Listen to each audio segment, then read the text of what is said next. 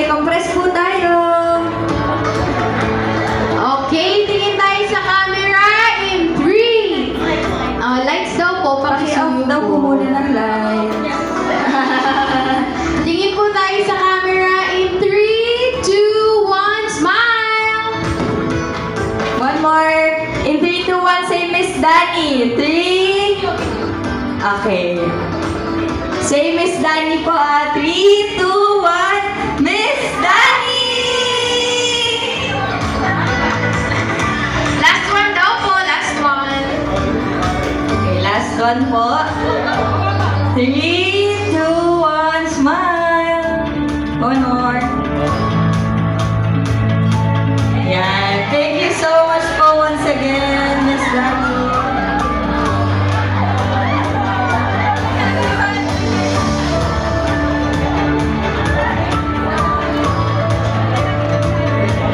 Okay.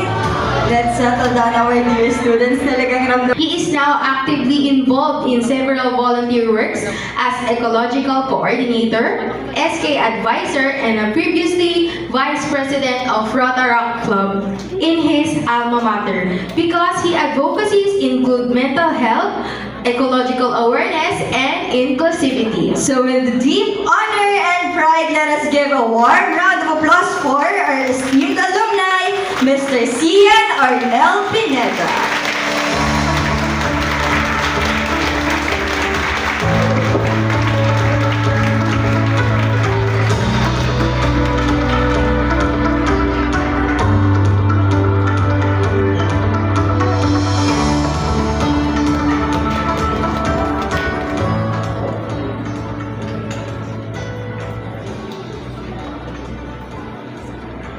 Mahali sa lahat, no? Ako si Cian Arnel Pineda, kilala ako ng karamihan dito kasi senior niyo ako, no? Tama ba? Fourth year o third year ako, tapos first year kayo. Tama, kayo yung mga bininyagan namin.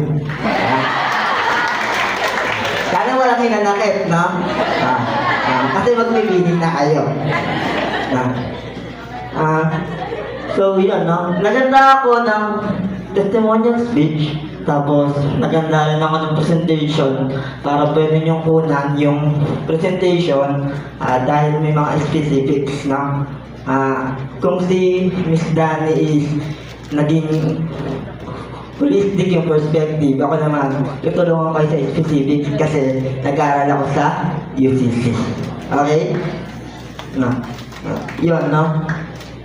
Next, no? Simula. Sa isang pre-employment clinic ako naging intern. Bandang Malate, Manila. Medyo malayo sa bahay, kaya minabuti ko munang lumipat at makitira sa mag-anak namin. Isang buwan akong wala sa bahay, nakisama ako. Ako ang naglaban ng mga uniforme ko. Mabuti na lang may washing at dryer sila. Nagugat din ako ng pinagkainan. Makita man ang mga naging karansan ko, samantalang pagkawalay. Hindi lang ako inanda sa trabaho, kundi sa mismong buhay.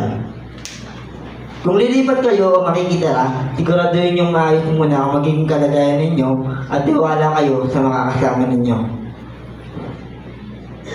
Linawin niyo agad ang mga detalye tungkol sa inyong internship. Mula sa Dean at Coordinator, anong kailangan setting? Ilang oras?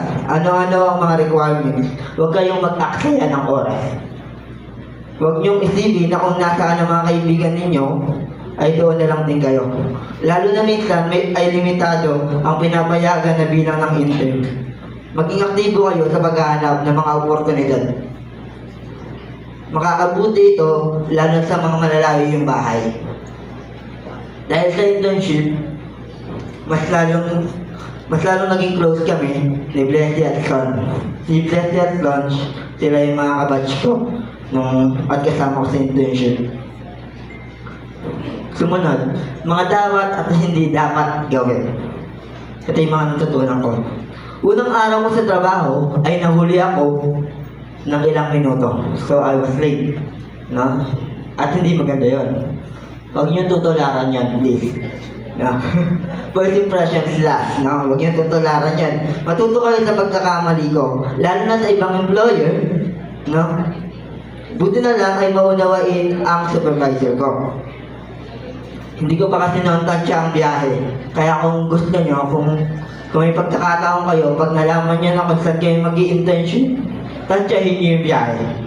No, ilang minuto pa yung biyahe para hindi kayo nalilate. Yan. Hindi ko na inulit, pumasok na ako ng maaga at tama sa oras. Kapag maaga ka kasi pumasok, makakapaghanda ka pa. Kung mabait ay baka pwede ka pa kumain sa trabaho. Pero mas professional ay kapag sa bahay pa lang ay nag-almusal ka na para pagpasok, handa yung katawan. Dalawang advantages ng OJT para sa akin. Ang exposure sa totoong work environment at ang mismong training kung saan meron kang supervisor na tutulong at nagtuturo sa inyo ng mga gawain. Minsan, nagbibigay din sila ng mga tips at techniques. Base sa aking karanasan, kailangan ng mga site professionals na maging approachable pero professional pa rin. Kumbaga, dapat matutong humarap sa iba't ibang tao. No, hindi kayo mamimili. Kasi malamang may makakaharap ninyo. Iba't ibang klase ng tao talaga yun. No, so dapat hindi sa atin manggaling yung discrimination.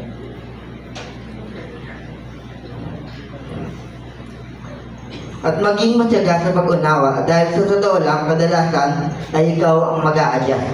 Totoo yun, kasi kaya nga sila tinatawag na client. No, so ikaw yung magsuserve.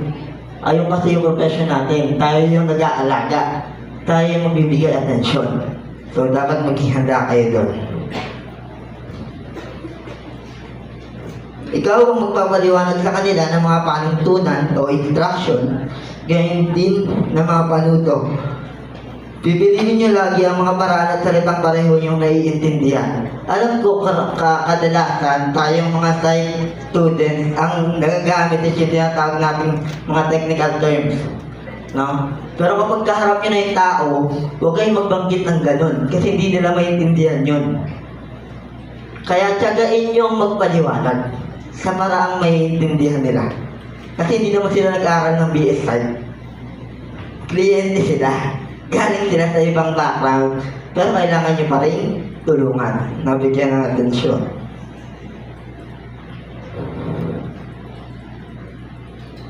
Kung wala masyadong kliyente, maghanap kayo ng iba pang gawain. Sa ganitong paraan, mas marami kayong matututunan. Kami ng mga kasama ko, kapag walang masyadong kliyente o maaga pa, nasa front desk kami.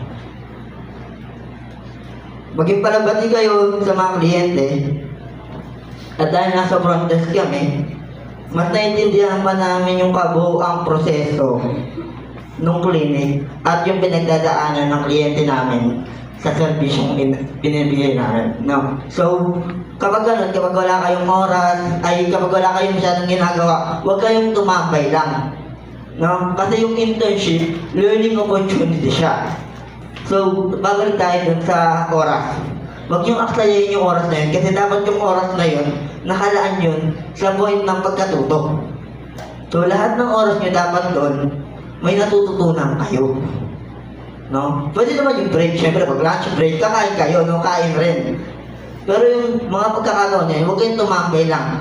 Gawin nyo lahat ng paraan para matuto kayo. At mamaya, magbibigay pa ako ng ibang paraan para matuto kayo. Sa akin palagay, ang pinakamahalagang matutunan ng mindset ay ang growth mindset. Kapag may hindi alam na technical o medical term, magtanong. Kapag may hindi familiar na test, basahin ng mga manuals. May manual sa clinic. Pag wala, questionin nyo kung bakit wala. Kasama yun sa package, no? Isa ito sa mga pinagtisilihan ko ng internship ko. Nag-scan kasi ako sa mga manuals na nakita at mas nag-focus sa pag-release ng area at file storage. Huwag nyo na naman gagayahin yun. No? Gawin nyo yung tama. Mag-focus kayo sa pagkatuto. Basahin nyo yung manual. No? Kapag binigyan kayo ng pagkakataon na aralin ng isang test, samantalahin nyo na. No? Ganyan din sa pagsulat ng psychological report.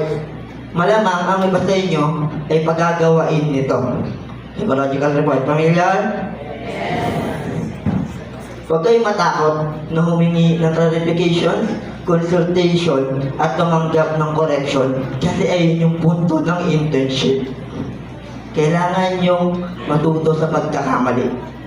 Kasi ayun talaga yung punto niya. Pag natuto na kasi kayo sa internship, hindi na kayo, posibleng hindi nyo na magawa yung pagkakamali na yun kapag lisensyado na kayo. Kapag lisensyado na kayo kasi kayo at nagkamali kayo, ibang usapan na yun. May legal consequences na yun. Kasi lisensyado ka na dapat eh. Yeah? Mga pag-uulap, no? Kilalanin ninyo hanggat maaari ang inyong mga magiging katrabaho. Kasama ito sa pakikipagkapwa. Mas magiging malaki ang tsansa sa mataas na grado at yung pagka-absorb kung hindi ka nila makikita bilang ibang tao. Isa sa pinagawang task sa amin ng clinic president ay pagsasagawa ng psychological assessment sa lahat ng empleyado para raw makita niya kung may kailangan ng tulong. At nag-report din kami sa harapan ng mga mismong staff. Depression yung naging topic ko. Ayan, alala ko pa yan. Yung mga staff, yung pinagre-reportan. At nagtatanong rin sila sa report na yan. No? Sa madaling salita, kahit yung internship, pwede maging practical. At pwede mo rin gawing paraan yung internship para mapahayag mo yung advocacy mo. At narinig na din yun kay Miss Dani, di ba? Habang nasa internship siya, ginawa niya yung kumuha siya ng mission na kayo sa mga pag-professional. Nakita niyo mag sa jacket na suot ni Sir Maki? Ano? Kulay puti. Kasi ayun yung point na pining. Papunta na kayo ron. At hindi siya magaan na responsibility. Kaya dapat maghahanda kayo. No? Araw-araw, no? Kung papagawan kayo ng journal, kami kasi pinagawa ng journal, huwag niyong katamaran. Ituring niyo itong proseso para mas matandaan ninyo ang mga aral para sa leksyon, no? Ako, gabi-gabi, sinusulat ko talaga para alam ko kung may natututunan ba ako sa araw na yon o di kaya naman minsan naalala ko kung